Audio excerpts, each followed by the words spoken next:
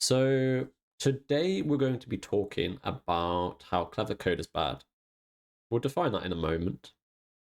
But don't write clever code is what this author is saying. So this is an article that was written in 2018. They may have changed their mind since then. That's 7 years ago. And to be honest, this is an issue I go back and forth on. And I think there's basically two schools of thought, mostly two schools of thought, I think.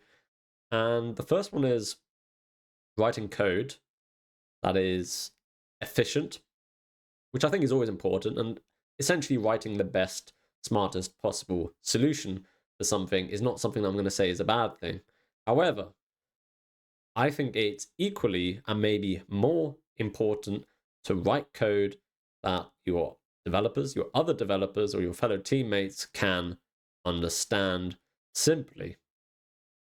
Writing code with layer upon layer upon layer upon layer of abstraction, or just making something unnecessarily convoluted to save an amount of, to make a code a tiny bit more efficient, I don't think is always the right thing to do. And to be honest, all code is trash, right? Something I believe. And ultimately, coding is just a tool to achieve a goal, which means it should essentially fulfill a criteria, a predefined criteria. And if a solution is good enough for a problem, then I think the simple code should take priority over highly efficient code that basically massively exceeds the need of the code, if that makes sense.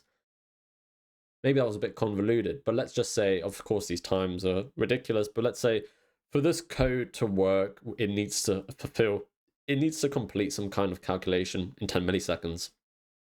Okay, and let's say you fulfilled this code with a nice piece of simple code and it gets it done in 9 milliseconds.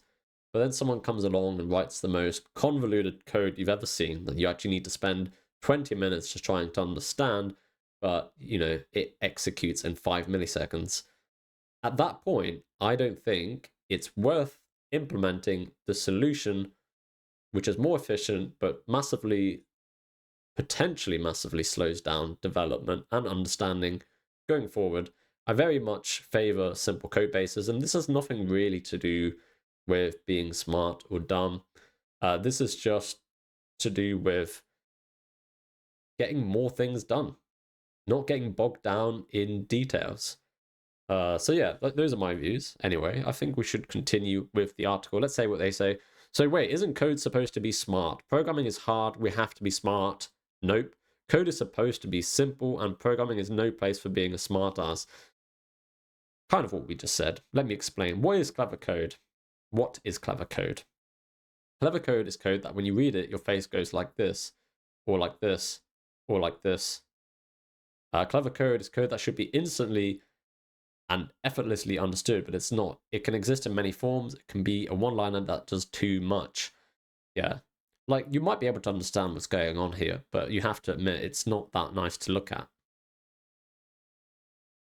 You can write a much simpler piece of code, which is more easy to understand. Programming wisdom. Any fool can write code that a computer can understand. Good programmers write code that humans understand. Martin Fowler. I don't know who Martin Fowler is, but it's in black and white and it's quoted, so I'm going to take it at face value and say that this is the truth.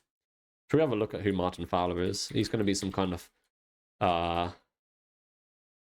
programming, someone who's developed a programming language, British programmer. That's not him. Certainly isn't a picture of him.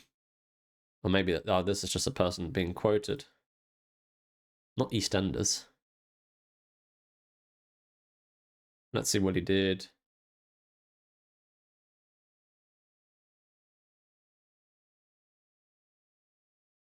But yes, anyway, he sort of did some development on refactoring and designing of existing code, it seems.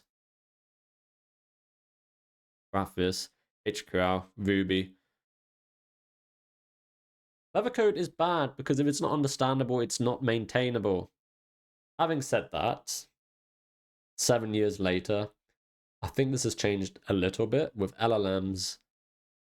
I do think it's now much quicker to understand a piece of code. So maybe, just maybe, now is the time to write your horribly but efficient, unmaintainable code, because the junior dev's just going to come in and put it into ChatGPT anyway. So maybe things have changed. Maybe it's no longer applicable. But I think this is something that's been true, more true than it has been not true. It's bad because debugging it will take energy. And to be honest, I say that even with like, once you have complex code which spans multiple files, even like, so LLMs then start getting confused unless you've got your whole project integrated into that tool, which I still don't, and a lot of people still don't, I don't think. You know, so you've got, I've seen code where there's like multiple recursive functions all interacting with each other, and it just takes so long to debug and try to understand what's happening, especially when many objects are being like passed through it.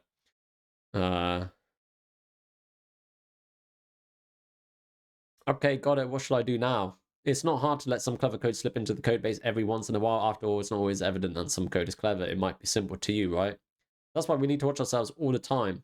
Here's a few ideas that will help. Use the common way of doing stuff. Usually there's more than one way of doing something, yeah, and this is something that's very clearly the case. There's so many different ways to do the same thing. And you can go even further. Look how many frameworks there are to do things. That overwhelms a lot of people as well. And you say, well, why does this exist? And the answer is it just exists because someone decided to create it. Same thing goes for, in fact, wasn't it the creator of Git who created way more commands than we need? There's a lot of ways to do the same stuff even on Git, but you can probably get by only knowing 5 commands in Git, maybe definitely less than 10, I would say. Use the common way of doing stuff. Yep, we've said that. Don't try to save space on your hard drive or screen. It doesn't matter if you end up with more code and bigger files. Storage is cheap, people's effort and time are expensive. That's actually quite an insightful way of articulating that, I think. I like that sentence. And it's the truth. I have been a firm believer for a while that code should be as efficient as it needs to be.